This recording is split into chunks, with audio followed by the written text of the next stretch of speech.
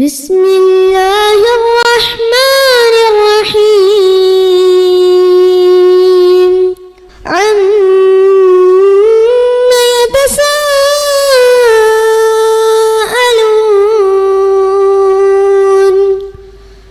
عن النبأ العظيم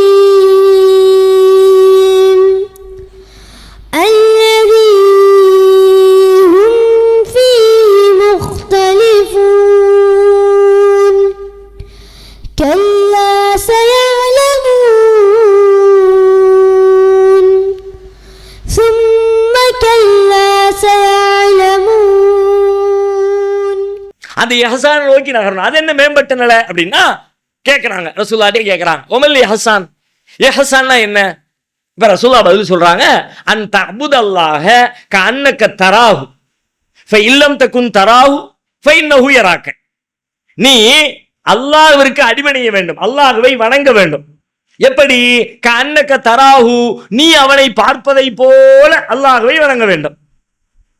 ஃபஇல்லம் தகுன் தராஹு, உன்னால அவனை பார்க்க முடியல, பார்க்கிற மாதிரி உன்னால கற்பனை பண்ண முடியல அப்படின்னா ஃபஇன்னஹு யராக, குறைச்சபட்சம் அவன் உன்னை பார்க்கறான் என்றாவது நீ மனசுக்குள்ள கற்பனை பண்ணிக்கணும்.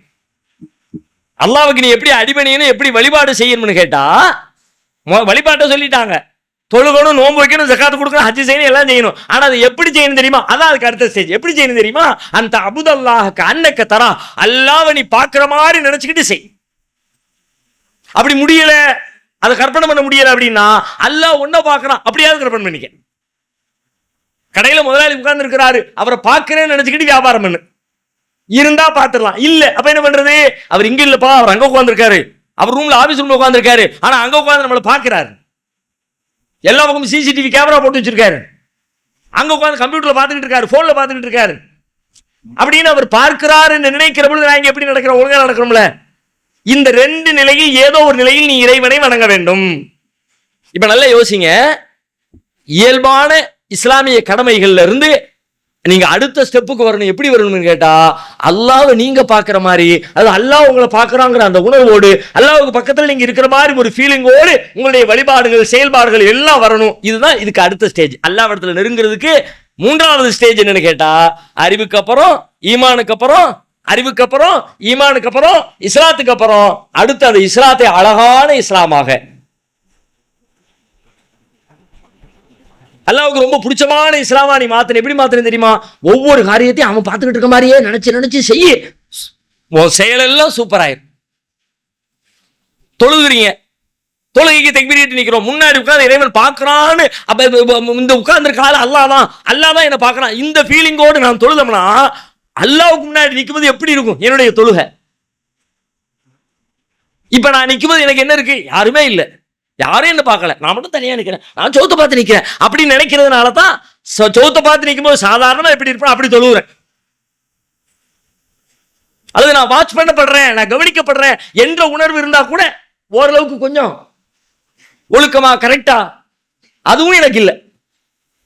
அதனாலதான் குனிகிறேன், நிவர்றேன், எதிக்கிறேன், என்னமோ நினைக்கிறேன், என்னத்தையோ ஓதுறேன், சலாம் கொடுத்துட்டு எஞ்சி போயிடுறேன், எதை பத்தியும் கவலைப்படல. அதுல நான் செஞ்ச பிழைகளை பத்தி சலாம் கொடுத்த உடனே பாவ மன்னிப்பு கேட்கிற துவா ரசூலுல்லாஹ் சொல்லி தந்தாங்கல்ல, அஸ்தக்ஃபிருல்லாஹ். உண்மையில நெசமா அந்த அஸ்தக்ஃபிருல்லாஹ் ரசூலுல்லாஹ்வுடைய வாயிலிருந்து எப்படி வந்திருக்குன்னு யோசிங்க.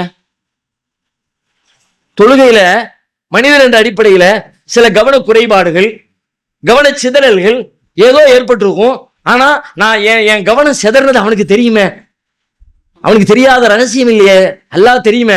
அல்லாஹ் என் கல்பல பாக்குறான், அந்த கல்புக்குள்ளதானே இது ஓடுது, அந்த மனசுக்குள்ளதானே இது ஓடிச்சு. என் மனைவி பத்தி நினைச்சேன், என் பிள்ளைய பத்தி நினைச்சேன், என் வியாபாரத்தை பத்தி நினைச்சேன், வேற எதையோ பத்தி நினைச்சேன். ஆனா அல்லாஹ் என்ன பாக்குற நேரத்துல இந்த மாதிரி உணர்வுகளுக்கெல்லாம் நான் இடம் கொடுத்துட்டேன். சலாம் கொடுத்த உடனே உருப்படியா தொல்லையே, இடையிடையே கொஞ்சம் சிக்கல் ஆயிடுச்சே அப்படின்றத நினைக்கும் பொழுது வாயிலிருந்து வெளிவர்ற துவா இருக்க, பிரார்த்தனை இருக்க, அல்லாஹ் என்ன மன்னிச்சிடலா, அல்லாஹ் என்ன மன்னிச்சிடப்பே, தெரியாம கொஞ்சம் கூடுதல் குறைவா, அதுக்கு வேண்டி குத்தம் பிடிச்சிடாதல்ல, என்ன உணர்வோடு வெளியே வரும். அதுக்கு வருஷம் ரசூலுல்லாஹ் பயன்படுத்துற வார்த்தையை பாருங்க, ரப்பிகுஃபிர்லி. ரப்பிகுஃபிர்லினா என்ன மன்னிச்சிருன்னு அர்த்தம். அஸ்தக்ஃபிருல்லாஹ்னா, அஸ்தக்ஃபிருல்லாஹ் என்ன அர்த்தம்? நான் பாவத்திற்கு மன்னிப்பு தேடுகிறேன்னு அர்த்தம். அஸ்தக்ஃபிருல்லாஹ்னா ஆக்சுவலி ரப்பிகுஃபிர்லி என்பதை விட இந்த அஸ்தக்ஃபிருல்லாஹ் என்பது கொஞ்சம் கனம் கூடிய வார்த்தை. ரொம்ப கெஞ்சி கேட்டுக்கிறேன்பா, தயவு செஞ்சு கேட்டுக்கிறேன்பா, என்ன மன்னிச்சிருப்பா அப்படின்னு சொல்லுவோம்ல, கிட்டத்தட்ட அந்த மாதிரி ஒரு உணர்வை தரக்கூடிய ஒரு சொல்லுதான் அஸ்தக்ஃபிருல்லாஹ்.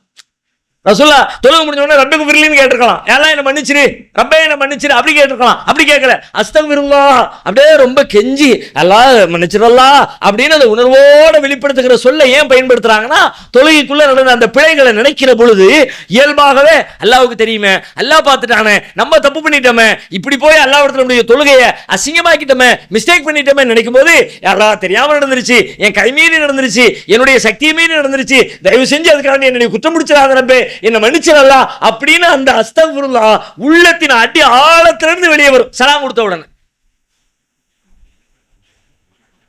இப்ப நல்லா சொல்லுங்க, நிஜமா நெஞ்சில கை வச்சு உங்களுக்கு நீங்களே சொல்லுங்க, சலாம் கொடுத்த பிறகு நம்முடைய வாயிலிருந்து அஸ்தக்ஃபிருல்லாஹ் வருகிறதா? வருகிறது. ஆனால் எத்தனை பேருக்கு இந்த உணர்வோடு வருகிறது?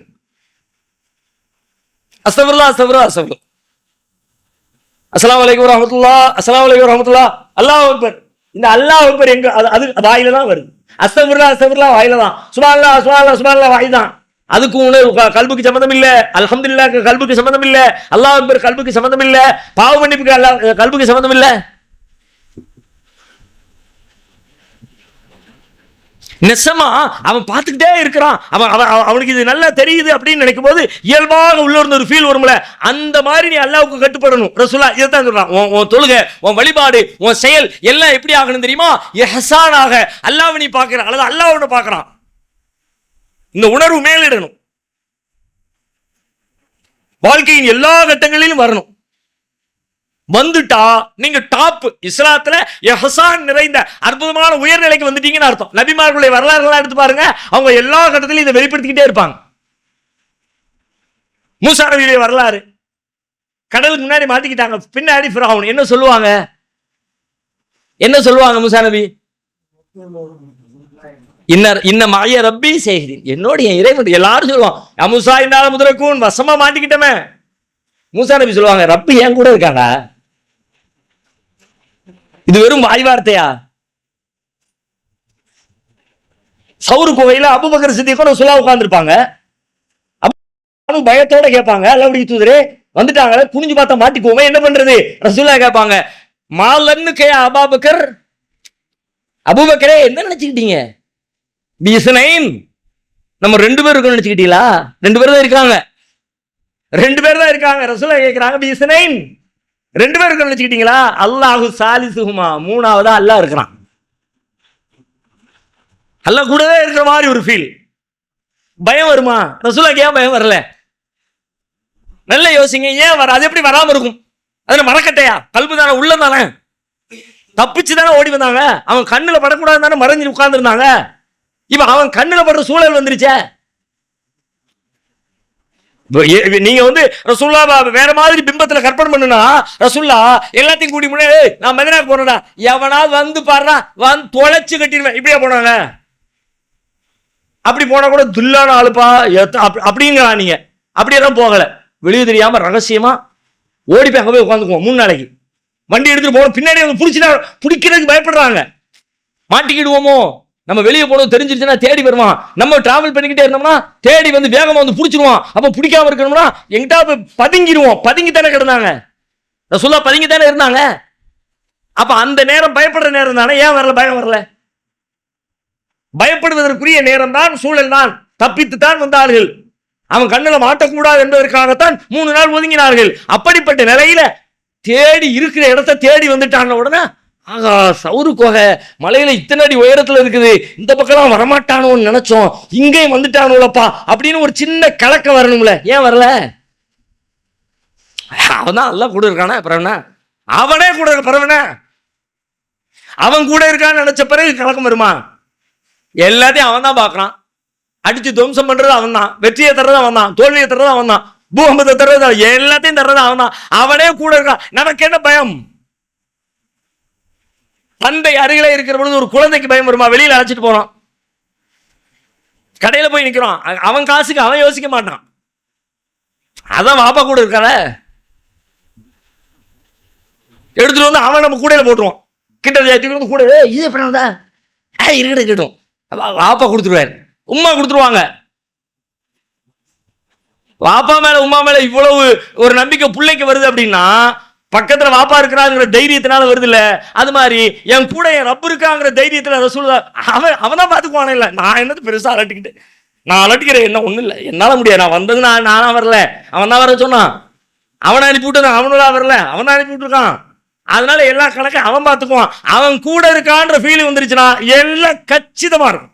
எதுலையும் சங்கடமோ வருத்தமோ கவலையோ துக்கமோ பஞ்சாயத்துக்கு வேலையே இல்லை.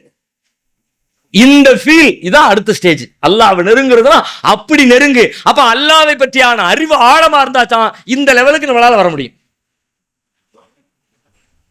இந்த லெவல இன்னொரு வகையில நீங்க யோசிக்கலாம். இந்த இஹ்சான் என்ற நிலையை சொல்றோம்ல, இது மார்க்கத்துல எப்படிப்பட்ட நிலைன்னு கேட்டா ஒரு உணர்வு பூர்வமான நிலை. அறிவு பூர்வமா இப்ப நான் சொல்றேன், உலகம் உருண்டையானது, உலகத்திலிருந்து இத்தனை கிலோமீட்டர் தொலைவிலே சந்திரன் இருக்கிறது, சந்திரனில் இருந்து 3.5 கோடி கிலோமீட்டர் தொலைவிலே சூரியன் இருக்கிறது. இதை கேட்ட உடனே யாருக்காவது உள்ளத்துல அப்படின்னு உள்ளத்தின் உணர்வுகளோடு இந்த செய்தி யாருக்காவது மிக்ஸ் ஆச்சா? உணர்வுனா என்ன? உணர்வுனா புரியுதானே? உணர்வுனா அன்பு, இரக்கம், கருணை, பாசம், பயம், பதட்டம், அமைதி, இதெல்லாம் உணர்வு. இந்த மாதிரி இந்த ஃபீல் ஏதாவது வந்துச்சா? பூமி உன்னுடையானது, பூமிக்கும் சந்திரனுக்கும் இடையில ஒரு ஈர்ப்பு விசை இருக்கிறது, சூரியனுக்கும் அதற்கும் இடையில இத்தனை கிலோமீட்டர் வேகம் இருக்கிறது, அது இத்தனை நாளில் சுத்தி முடிக்கிறது. இதை கேட்ட உடனே அமைதி வந்துச்சா? பதட்டம் வந்துச்சா? இரக்கம் வந்துச்சா? அன்பு வந்துச்சா? கோபம் வந்துச்சா? வெறுப்பு வந்துச்சா? ஏதாவது உங்கள் உள்ளத்து உணர்வுகள் ஏதாவது டச் ஆச்சா? ஆனா அதே விஷயத்த இந்த விஷயம் இல்லாம வேற விஷயங்கள் சொல்லணும். உங்க வாழ்க்கையோடு சம்பந்தப்பட்ட, உங்களுடைய குடும்பத்தோடு சம்பந்தப்பட்ட ஒரு தாயாருடைய மரணத்தை பத்தி பேசுறேன். ஒருத்தட்ட தனிப்பட்ட முறையில் பேசுறோம். 3 வருஷம் ஆயிடுச்சுன்னா அம்மா மௌத்தா போய் அம்மா இருக்கும்போது வீட்டுக்கு வந்தா சாப்பிடாம அனுப்பி விட மாட்டா. இப்பமெல்லாம் வீட்டுக்கு போனா வானு கேட்க கூட ஆள் இல்லை. இது ஒரு கடந்த கால செய்தி, ஒரு மெசேஜ் தானே. இந்த செய்தியை அதற்கு சம்பந்தப்பட்ட ஒருவரோடு நான் பரிமாறிக்கொள்கிற பொழுது இந்த பூமி உருண்டையை சொன்ன மாதிரி அப்படிதான் அவருடைய ஃபீல் இருக்குமா? அம்மாவை நோக்கி, அந்த காலத்தை நோக்கி, அம்மா காட்டிய பாசத்தை நோக்கி, அம்மாவோடு இருந்த அந்த அரவணைப்பான கதகதப்பான காலத்தை நோக்கி சில நேரங்களில் கண்கள்லாம் கூட கலங்கிடும். வருமா வராதா? அல்லாஹ்வுடைய மார்க்கத்தினுடைய போதனைகள் அனைத்துமே, அதில் 1000 அறிவு இருந்தாலும் கூட அந்த அறிவு கூட உணர்வால் சூழப்பட்ட அறிவு, உணர்வற்ற வெற்று அறிவல்ல, வெற்று தத்துவம் அல்ல இஸ்லாம். அல்லாஹ் பேசுகிற எல்லாவற்றையும் உணர்வோடு கலந்து பேசுகிறான். வெறும் அறிவு உங்களுக்கு எந்த முன்னேற்றத்தையும் தராது. அறிவு உணர்வோடு மிக்ஸ் ஆன அறிவா மாறணும். குர்ஆன்ல நீங்க எதை எடுத்து பாருங்க, உணர்வு இல்லாமல் வெற்று தத்துவமாக எந்த விஷயம், ஒரு வசனம் கிடையாது. எல்லாவற்றிலும் ஒரு உணர்வு இருக்கும். ஒரு மூசா நபியுடைய வரலாறு. மூசா நபிக்கு அல்லாஹ் வேதத்தை கொடுக்கறகாண்டி கூப்பிடுறான். மூசா நபிக்கு கூப்பிட்டு வேதத்தை கொடுத்து நீங்க போய் ஃபிரௌனிடத்துல போய் தாவா பண்ணுங்க என்று சொல்லணும். இது சம்பந்தமா ஒரு நீண்ட உரையாடல் குர்ஆன்ல வருகிறது. வேதம் கொடுப்பதுதான் அவங்களுடைய நோக்கம். ஒரு 30 நாள் நோன்பு இருங்கன்னு சொன்னா, திரும்ப கூட ஒரு 10 நாள் வச்சு 40 நாள் நோன்பு இருங்கன்னு சொன்னா, 40 நாள் நோன்பு முடிஞ்சதுக்கு பிறகு வேதத்தை வாங்குறதுக்காண்டி தூர்சினா மலைக்கு வந்துட்டாங்க. வந்த நேரத்துல அல்லாஹ்வோட அவங்களுக்கு இடையில நடைபெற்ற ஒரு உரையாடலை பற்றி குர்ஆன் பேசுகிறது. வலம்மா ஜா மூஸா லிமீகாத்தினா வ கல்லமஹு ரப்புஹு கால ரப்பி அரினி அன்துர் இலைக் கால லன் தரானி வலாக்கின் உன்துர் இலல் ஜபல் ஃபஇன் இஸ்தகர்ர மகானஹு ஃபஸௌஃப தரானி. அந்த குறிப்பிட்ட இடத்துக்கு குறிப்பிட்ட நேரத்துல மூசா வந்த பொழுது அல்லாஹ் சொல்றான், ஃபலம்மா கல்லமஹு கால ரப்பி வலம்மா ஜா மூஸா லிமீகாத்தினா வ கல்லமஹு ரப்புஹு கால ரப்பி அரினி அன்துர் இலைக்.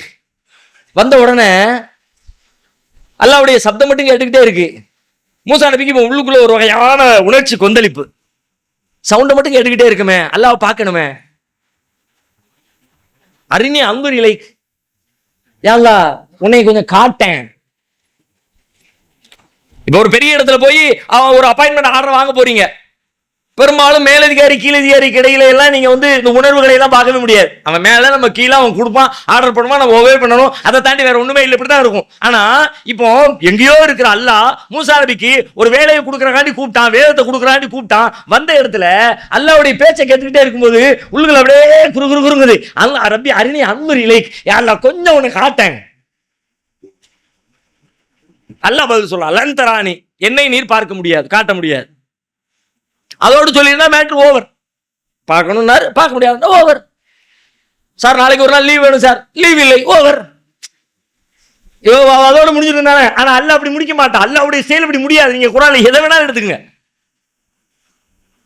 அல்லாஹ் அப்படியே உணர்வோடு அவர் அப்படியே டெவலப் பண்ண மூசா நபியை என்னைய பார்க்கணும்னு கேட்கிற, வலாக்கின் உந்துர் இலல் ஜபல், என்னை பார்க்க முடியாது, நீ கேட்டுட்ட, நான் உனக்கு வந்து ஒரு எக்ஸ்பெரிமெண்ட் பண்ணி காட்டுறேன் பார். உன்வரில் ஜபல், அந்த மலையை பாரு நீ. ஃபைனிஸ்தகர்ர மகானஹு ஃபஸௌஃப தரானி, அந்த மலை இடத்துல என்ன நான் கொஞ்சம் வெளிப்படுத்த போறேன். அந்த மலை அந்த இடத்துல ஸ்திரமா நின்னுருச்சுன்னா நீ என்ன பார்க்கலாம்பா. ஃபலம்மா தஜல்லா ரப்புஹு லில் ஜபலி, அந்த மலைக்கு அல்லாஹ் தன் ஜோதியை வெளிப்படுத்திய பொழுது ஜஅலஹு தக்கா, அப்படியே சுக்குநூறாக நொறுங்கியது. மலையை பாருன்னா அல்ல, பார்த்தா மழை அப்படியே வெடிச்சு செதறு.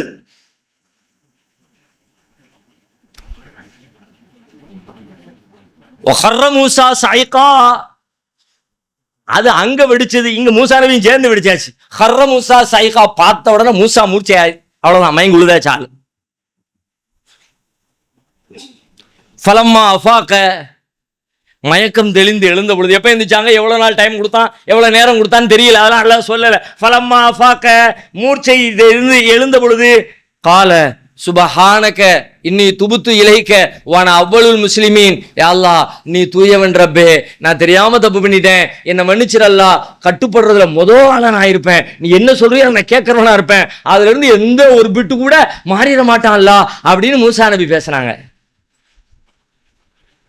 அஸ்ஸலாமு அலைக்கும் வரஹ்மத்துல்லாஹி வபரகாத்துஹு. அன்பிற்குரிய சகோதர சகோதரிகளே, திருச்சி பாலக்கரையில் அமைவிருக்கும் தாருசலாம் பள்ளிக்காக நாம் ஏற்கனவே சுமார் 4000 ஸ்கொயர் ஃபீட் இடத்திற்கு பாதிக்கான தொகையை கொடுத்து அதை நாம் பதிவு செய்திருக்கிறோம். மீதி தொகைக்கான பங்கை ரமலானிலே நாம் அறிவித்தோம். 8000 பங்குகள் தேவை, ஒரு பங்கின் விலை 1000 ரூபாய் என்று சொல்லி, நாளை முதல் ஒற்றைப்படை இரவை தேடுகின்ற முகமாக அதில் 1000 மாதங்களை விட சிறந்த நாள் ஒன்று இருக்கிறது என்பதற்காக அதில் எப்படியும் நம்முடைய நன்மைகளை கொள்ளையடித்து விட வேண்டும் என்ற நோக்கத்தில் நாம் இபாதத்துகள் செய்ய இருக்கிறோம். அதே அந்த 1000 மாதங்களை விட சிறந்த நாளை தேடுவது போல் நம்முடைய தாருசலாமில் 1000த்திற்கும் மேற்பட்ட மக்கள் தொழக்கூடிய வகையில் ஒரு இடத்தை நாம் வாங்கி அதில் பள்ளி கட்ட இருக்கிறோம். ஆகவே அந்த 1000 மாதங்களை சிறந்த விட அந்த நாட்களிலே 1000த்திற்கும் மேற்பட்ட மக்கள் இபாதத் செய்கிற இந்த இடத்தில வெறும் 1000 ரூபாயில் நாம் அதை பங்கு கொள்ள முடியும் என்கிற வகையில் நாம் ஒரு பங்கின் விலை 1000ஆக பகுத்து கொடுத்திருக்கிறோம். இடத்திற்காக பொருளாதாரத்தை வாரி வழங்கி நாம் நன்மைகளை கொள்ளையடிக்கக்கூடிய ஒரு பாக்கியத்தை எல்லாம் அல்ல அல்லாஹ் ரப்பல் ஆலமீன் நமக்கு தந்துள்ள வேண்டும் என்றும் உங்களுக்கு நான் கேட்டுக்கொள்கிறேன். உங்கள் அஸ்னான் மல்டி ஸ்பெஷாலிட்டி பல் மருத்துவமனை, பல் மற்றும் வாய் சம்பந்தப்பட்ட அனைத்து விதமான நோய்களுக்கும் எங்களிடம் சிறப்பு சிகிச்சை அளிக்கப்படும். அஸ்னான் மல்டி ஸ்பெஷாலிட்டி பல் மருத்துவமனை, கலெக்டர் அலுவலகம் அருகில், நாகர்கோவில். நீங்கள் அனாதை குழந்தைகளை ஆதரிக்க விரும்புகிறீர்களா? தந்தை இழந்து தரமான உணவின்றி, நல்ல உடைகளின்றி, சரியான வழிகாட்டுதலின்றி அனாதைகளாக வாழும் இந்த குழந்தைகளுக்கு உதவும் கரங்கள் தான் தாருல் இல்ம் உதவும் கரங்கள். அல்லாவின் உதவியால் 2010 10 குழந்தைகள் என்று ஆரம்பிக்கப்பட்ட இந்த உதவும் கரங்கள் சமூகத்தில் கவனிப்பாரற்று அதிகரித்து வரும் அனாதை குழந்தைகளை கருத்தில் கொண்டு தற்போது 160 குழந்தைகளுக்கு மேல் பொறுப்படுத்தி செயல்பட்டு வருகிறது. இவர்களின் கண்ணீரை துடைத்திட நீங்கள் தாராளமாக உதவுங்கள். உங்கள் ஜகாத் மற்றும் சதக்காவை அனுப்ப வேண்டிய முகவரி தாருல் இல்ம், நம்பர் 64, பார்த்தசாரை தெரு, பழைய வண்ணாரப்பேட்டை, சென்னை 21. Website darulilmhh.com. தொடர்புக்கு 9840725020 9600055060. எத்தனை நேர்த்தியான உணர்வு ரீதியான உரையாடல் யோசிச்சு பாருங்க. இது வெறும் அறிவா, புக்கை கொடுத்தாச்சு, பலகையை கொடுத்தாச்சு, வாங்கிட்டு போ அப்படி சொல்லல. ஏன் இப்படியான ஒரு எத்தனை உரையாடல் பாருங்க. இதே மாதிரி அவங்க நபியாக தேர்ந்தெடுக்கிற நேரத்தில் அல்லாஹ் கூப்பிட்டு ஒரு உரையாடல் நடத்துவான். நான் தான் ரப்பு, நான் சொல்றதை கேளு, என்ன சொல்றதை ஃபாலோ பண்ணு, என்ன தான் நீ வணங்கணும் அப்படிலாம் சொல்லிட்டு மூசாவை உன் கையில இருக்குது என்ன? கையில இருக்குது என்ன? கையில இருக்க தடி, காலஹி அசாய, என்னுடைய கைத்தடி, அத்தவக்கவு அலைஹா வா ஹுஷ்பிஹா அலா கனமி ஒலியபியா மாரி பூகரா, அதுல கொஞ்ச நேரம் சாதிச்சுக்குவேன், ஆடு மாடுகளுக்கு இலையில பறிச்சு போட்டுக்குவேன், அதுல நிறைய வேலைகள்லாம் பார்த்துக்குவேன். கால அல்கியா யா மூசா, போடு அதை போடுன்னு. அதுக்கு முன்னாடி எந்த விவரமும் சொல்லல. ஃபல்காஹா, அதை போட்டாரு. ஃபைதாஹி ஹய்யத்துன் தஸா, சீறுகிற பாம்பாக. எப்படி இருக்கும் பாருங்க, பயம் உள்ளத்துக்குள்ள, அதிர்ச்சியில பின்வாங்கி ஓடினானே. இன்னொரு வசனம் சொல்லு, பார்த்த உடனே. முதல்ல கேட்கிற கேள்வி பாருங்க, கையில இருக்குது என்ன அப்படின்னா கன்ஃபார்ம் பண்றாங்களா, பாத்துக்க, நீ நல்லா பாத்துக்கப்பா, நீ திடீர்னு தெரியாம நம்ம ஏதோ பாம்பு கம்ப கையில பிடிச்சிட்டு இருந்திருக்கும் போல இருக்குப்பா அப்படின்னு தூக்கி போட்ட உடனே இது தோணும் தெரியுமா? தூக்கி போட்ட பிறகு கையில செல்போனா வச்சிருந்தேன், நான் வேற என்னவோ குச்சி கிச்சி நினைச்சு தூக்கி போட்டுட்டேன். அது மாதிரி நீ நினைக்க கூடாது. நீ கையில வச்சிருக்க கம்பு தானே, பாத்துக்க. ஆமா, ஏ அசாய, என் கம்பு, இந்த கம்பு வச்சு நான் அப்படி பண்ணுவேன் இப்படி பண்ண, கம்பு தானே, போடு போ. கம்பத்துக்கு போடுற கம்பு மாமா, பயம். கால குதுஹா வலாத்த, இப்ப சொல்லலாம், இப்ப புடி. அதை எப்படி பிடிக்காது? முதல்ல கம்பா இருந்துச்சு பிடிக்கலாம், இப்ப பாம்பால இருக்கு. அந்த பயத்தின் வெளிப்பாடு. அல்லாஹ் சொல்றான், சனுஈதுஹா சீரத்தஹல் ஊலா, பயப்படாத, அது பழைய மாதிரி ஆயிரும். இப்ப போய் பிடிக்கிறாங்க, அல்லாஹ் சொல்லிட்டான், பிடிக்கிறாங்க. பிடிச்ச உடனே கம்பா ஆயிடுச்சு. இப்ப போ ஃபிரௌன்ட்ட போ, இந்த ஆதாரத்தை வச்சுட்டு பேசு. அவன் ஏதாவது பேசுறோம்னா கம்ப தூக்கி போடு, பாத்துக்கலாம். ஒரு உணர்ச்சி பூர்வமான உரையாடல். உங்க வாழ்க்கையில கடந்த காலத்துல நீங்க எதுவெல்லாம் பசுமையாக உங்க மனசுல சிறு வயதுல இருந்து நினைவில் இருக்கிற விஷயங்கள் அப்படின்னு நீங்க கொஞ்சம் அப்படி ரீகால் பண்ணி பாத்தீங்கன்னா எது உங்கள் நினைவுக்கு வரும்? கொஞ்சம் அப்படி யோசிங்க. ஒவ்வொருத்தருக்கும் ஒண்ணு வரலாம். இப்ப நான் சொல்ற பொது அளவுகளுக்குள்ள அது பொருந்தும் பாருங்க. உங்களுக்கு நினைவில் வந்தது எதுவாக இருந்தாலும் எல்லாமே ஏதோ ஒரு வகையில் உங்கள் உணர்வுகளோடு சம்பந்தப்பட்டவை மட்டுமே உங்கள் நினைவுக்கு வந்திருக்கும். ஆத்திர போய் விழுந்த நினைவுக்கு வந்திருக்கலாம். விழுந்து மண்டை உடஞ்சி அப்படியே ரத்தம் தூக்கிட்டு போய் ஆஸ்பத்திரியில் கொலன்னு 3 நாள் ஆஸ்பத்திரியில் வச்சு நினைவுக்கு வந்திருக்கலாம். உங்கள் உணர்வோடு சம்பந்தப்பட்டது, பயத்தோடு, பீதியோடு, பதட்டத்தோடு, வாழ்க்கையில எதுவெல்லாம் இந்த மாதிரி உணர்வுகளோடு டச் ஆச்சோ அதுவெல்லாம் உங்களுக்கு அழியவே அழியாது. அல்லாஹ்வுடைய மார்க்கம் உங்க மனசுல இருந்து அழியவே கூடாதுங்கிறதுக்காக அல்லாஹ் பண்ணி வச்சிருக்க வேலை எல்லாத்தையும் உணர்ச்சியோட உணர்வோட டச் பண்ணி. ஆனா நம்ம அந்த உணர்ச்சியெல்லாம் விட்டுட்டு வெற்றி சக்கையை பார்ப்பதை போல வெறும் அறிவாக மட்டுமே பார்க்கிறோம். சிக்கலாதான். ஏன் அல்லாஹ்விடத்தில் நெருங்க முடியல தெரியுமா? அதுல இருக்கிற உணர்ச்சியை பார்க்கவே இல்லை, உணர்வை பார்க்கவே இல்லை.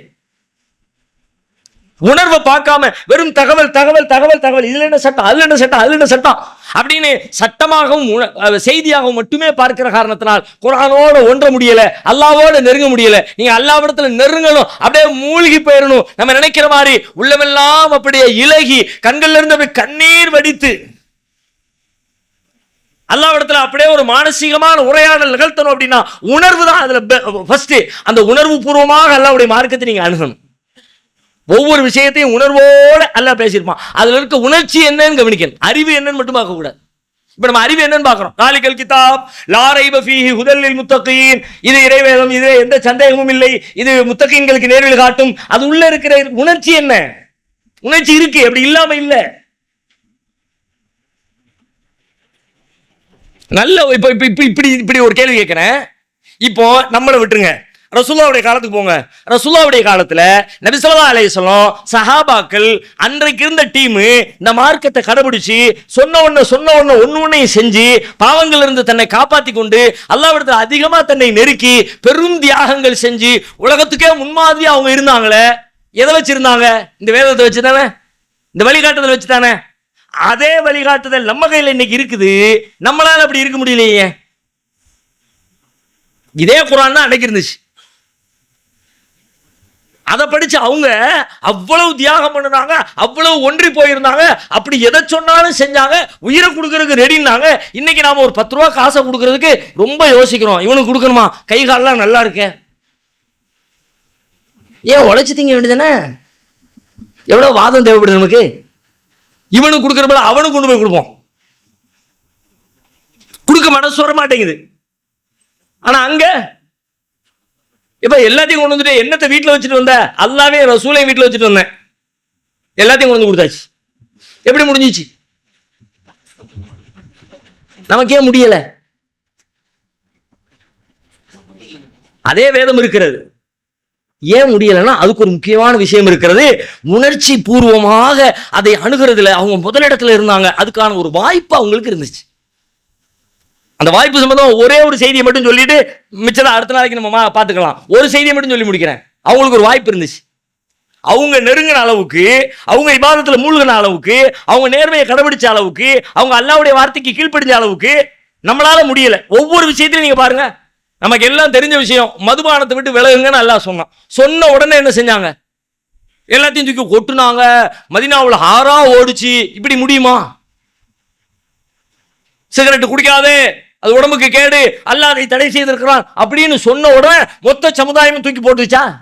போடலையே. எத்தனை ஜும்மாக்களை பேசப்படுது, ஏன் போட முடியல? அவங்க போட்டாங்க, நம்ம போடல. அவங்க செஞ்சாங்க, நம்ம செய்யல. போருக்கு வந்தாங்க, அவங்க போனாங்க, நம்மளால போக முடியல. எல்லா விஷயத்திலும் நம்ம பின்னாடி பின்னாடி பின்னாடி நிக்கிற என்ன காரணம் அப்படின்னா, அதுல இந்த வேதத்தோடு அவங்களுக்கு இருந்த கனெக்ஷன் என்னன்னு கேட்டா, அல்லாஹ்வோடு அவங்களுக்கு ரொம்ப கனெக்ஷன் இருக்கிற மாதிரி ஒரு சூழல் அவங்களுக்கு அமைஞ்சிச்சு. அல்லாஹ்வோடு வந்து பேசுவாங்க, அல்லது அந்த சமுதாயத்தை ஏதாவது பிரச்சனை பண்ணுவாங்க, ஏதாவது ஒன்று நடக்கும், சிக்கலாகும். உடனே அங்கிருந்து ஒரு மெசேஜ் வரும். அல்லாஹ் டக்கு டக்குன்னு ஒரு மேட்டர் அனுப்பிக்கிட்டே இருப்பான். அங்கிருந்து ஒரு செய்தி வந்த உடனே இயல்பாகவே நம்ம அல்லாஹ்வோட கனெக்ஷன்ல இருக்கோம், அல்லது அல்லாஹ் நம்மளோட கனெக்ஷன்ல இருக்கான், நம்மள அல்லாஹ் பார்த்துக்கிட்டு இருக்காங்கிற ஃபீல் அங்க வந்துடும். இப்ப நம்ம குடும்பத்திலே எடுத்துக்கோமே, குடும்பத்துல யாரோடு நமக்கு தொடர்பு அதிகம்? நான் ஒரு தடவை ஃபோன் பண்ணேன் குடும்ப உறுப்பினருக்கு, 2 தடவை ஃபோன் பண்ணேன், 3 தடவை ஃபோன் பண்ணேன். அவருக்கு திரும்ப ஃபோன் பண்ணார், அவரு 2 தடவை ஃபோன் பண்ணார். 2 பேருக்கு இடையில பாண்டிங் நல்லா இருக்கும். நான் 1 தடவை ஃபோன் பண்ணேன், 2 தடவை ஃபோன் பண்ணேன், 4 தடவை ஃபோன் பண்ணேன், 7 தடவை ஃபோன் பண்ணேன். அவர் ஃபோனை போட்டவொடனே வைப்பா அப்படின்னு வச்சுட்டாரு. அதுக்கப்புறம் ஒரு ரிப்ளையும் இல்லை. அதுக்கப்புறம் நான் போடுவேன், ஒன் வே ட்ராக்கு ஓடாது, கொஞ்ச நாளைக்கு ஓட அதோட மூத்தா போயிடும். அப்ப 2 வே தேவைப்படுது. நான் ஒன்று கொடுத்தேன், அவன் ஒன்று கொடுத்தாரு. நான் ஒன்று பேசுறேன், அவன் ஒன்று பேசுறேன். நான் ஒரு வியாபாரத்தை கொடுத்தேன், அவர் எனக்கு ஒரு வியாபாரத்தை கொடுத்தாரு. இப்படி 2 பக்கமும் தொடர்பு இருந்துச்சுன்னா அப்ப அந்த தொடர்பு நீடிக்கும். இப்ப நம்ம எல்லாத்துக்கும் இருக்கிற சிக்கல் என்னன்னு கேட்டா, நான் இங்க இருந்து ஒண்ணு போடுறேன், அங்க இருந்து ஒண்ணும் வரமாட்டேங்குது. யாரெல்லாம் ரொம்ப கஷ்டமா இருக்கிறப்பே கொஞ்சம் நோயை குணமாக்கிறல்ல, ஒன்னுத்தையும் பதில காணும். சாப்பாட்டுக்கு வழி இல்லாம ரொம்ப சிரமமா இருக்கல, செல்வத்தை கூட இல்ல, பதில காணும். என்னத்தை போட்டாலும் பதில காணும். இப்ப நம்ம எல்லாத்துக்கும் அப்படி ஒரு ஃபீல் இருக்கா இல்லையா? பதில் இருக்கா, பதில் இல்லையா? இப்ப நம்ம ஒண்ணு கேட்கிறோம், கேட்டதெல்லாம் உடனே உடனே உடனே டக்குனு அல்ல வசனத்தை அப்படி நடக்குதா? நடக்கல இல்ல. ரசூலுல்லாஹ் காலத்துல அப்படி இல்ல. அங்கங்க ஒரு பஞ்சாயத்துல உடனே அங்கிருந்து வந்துருச்சு. ஒரு வசனம் பாருங்க, சூரத்துல் முஜாதலா. முஜாதலா அப்படின்ற அர்த்தம் என்னன்னா தர்க்கம்னு அர்த்தம். தர்க்கம் பண்றது, விவாதம் பண்றதுங்கிற தர்க்கம் பண்றது. அந்த அத்தியாயத்துக்கு பேரே முஜாதலா, தர்க்கம். அந்த அத்தியாயத்துடைய முதல் வசனம் எப்படி ஆரம்பிக்குது?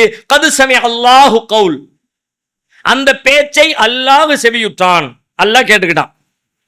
அல்லதி துஜாதிலுக ஃபீ ஜௌஜிஹா, நபியே தம்முடைய கணவர் சம்பந்தமாக உங்களிடத்தில் தர்க்கம் செய்தாலே அந்த பெண் பேசிய பேச்சை அல்லாஹ் கேட்டு விட்டான். ஓ தஷ்டகி இலல்லாஹ், அல்லாஹ்விடத்தில் அவள் முறையிட்ட முறையீட்டையும் அல்லாஹ் கேட்டு விட்டான். ஒரு அம்மா ரசூலுல்லாஹ்ட்ட வர்றாங்க, வந்து கணவரை பத்தி பேசுறாங்க. அந்த காலத்துல ஒரு பழக்கம் இருந்துச்சு, குடும்ப வாழ்க்கையிலிருந்து தூரமா விலக்கி வைக்கிறதுக்கு, நீ எங்க அம்மா மாதிரி இருக்க, உன் முதுகு எங்க அம்மாவுடைய முதுகு மாதிரி இருக்கு அப்படின்னு சொல்லிட்டு அதுக்கப்புறம் ஒரு மனைவி அந்தஸ்துல கொடுக்கவே மாட்டாங்க. பேருக்கு சும்மா இருப்பா, மனைவி மாதிரி நடத்த மாட்டாங்க. இப்படி ஒரு விவாகரத்துக்கு நெருக்கமான ஒரு முறை அந்த காலத்துல பின்பற்றப்பட்டுச்சு. ஒரு ஆள் என்ன பண்ணிடுவார், தான் மனைவியை கோபத்தில் இப்படி சொல்லிடுவார். இதுக்கு பேர் அரபியில லிஹார்னு சொல்லுவாங்க. இந்த லிஹாரை பத்தி தான் அந்த அத்தியாயம் பேசுகிறது. அந்த மாதிரி ஒரு ஆள் சொல்லிவிட்டாரு. அந்த அம்மா வீட்டுக்கு வந்துருச்சு. சொன்ன பிறகுதான் தெரியுது, ஆகா தப்பா சொல்லிவிட்டோமே, பெரிய பிரச்சனை இல்ல, என்ன பண்றதுன்னு தெரியல, திரும்ப தான் மனைவியோட சேரணுமே, 2 பேருக்கும் சேரணும்னு தோணுது, என்ன பண்றதுன்னு தெரியல. ரசூலுல்லாஹ்ட்ட வந்து கேட்கறாங்க. ரசூலுல்லாஹ்ட்ட கேட்டா, அப்படியா சொல்லிட்டாரோ, என்ன பண்றது, பொறுமையா இருமா, வயசானவர், இந்த மாதிரி ரசூலுல்லாஹ் ஒரு அவங்களுக்கு ஆறுதலாக சொல்றாங்க. ரசூலுல்லாஹ்ட்ட இருந்து எதிர்பார்த்த பதில் ஒண்ணும் வரல, ஆர்டர் ஒண்ணும் வரல, இப்படி நடந்துக்க அப்படி நடந்துக்க தீர்வு வரல. உடனே அந்த அம்மா சொல்றாங்க, உங்கள்ட்ட பதில் கிடைக்கிற மாதிரி தெரியல, நான் என் ரப்பிடத்துல சொல்லிக்கிறேன், அல்லாஹ்விடத்துல முறையிடுறேன் அப்படின்னு அல்லாஹ்விடத்துல முறையிடுறாங்க. யாரெல்லாம் இந்த பிரச்சனையை நீ தான் தீர்த்து வைக்கணும், ஏதோ தெரியாம சொல்லிவிட்டோம், நீ அதை சரி பண்ணி கொடுன்னு அல்லாஹ்விடத்துல கேட்கறாங்க. இந்த வசனம் இறங்குனதுக்கு பிறகு இப்ப அதுக்கு பிறகுதான் அல்லாஹ் அந்த வசனத்தை இறக்குறான். அல்லாஹ் உங்களிடத்திலே தன் கணவர் சம்பந்தமாக தர்க்கம் செய்த அந்த பெண்ணுடைய பேச்சை செவியுற்றான். அல்லாஹ்விடத்திலே அந்த பெண் முறையிட்டதையும் செவியுற்றான்.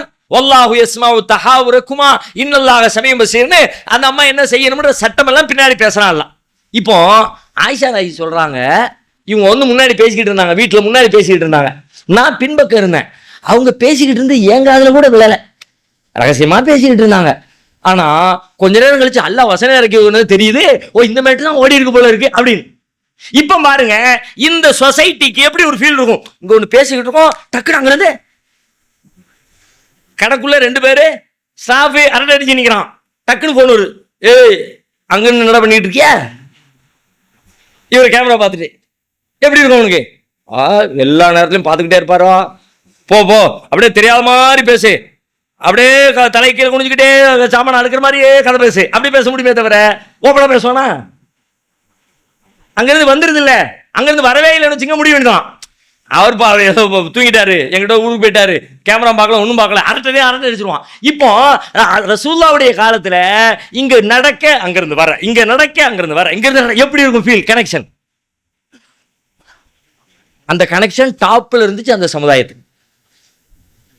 ஒரு நிகழ்ச்சி 2 நிகழ்ச்சி இல்ல, திருக்குர்ஆன் நெடுகிலும் நீங்கள் இந்த மாதிரி நிகழ்ச்சிகளை பார்க்கலாம். இதன் வழியாக அவங்களிடத்துல என்ன ஏற்பட்டுச்சுன்னு கேட்டா, அல்லாஹ்வோடு அல்லாஹ் கண்காணிக்கிறான் என்கிற உணர்வு, அல்லாஹ் நம்மோடு தொடர்புலே இருக்கிறான் என்கிற உணர்வு அவங்களுக்கு பில்ட் ஆகிக்கிட்டே இருந்துச்சு, டெவலப் ஆகிக்கிட்டே இருந்துச்சு. அதனால் அவ்வளவு பெரிய உயரத்தை அடைந்தார்கள்.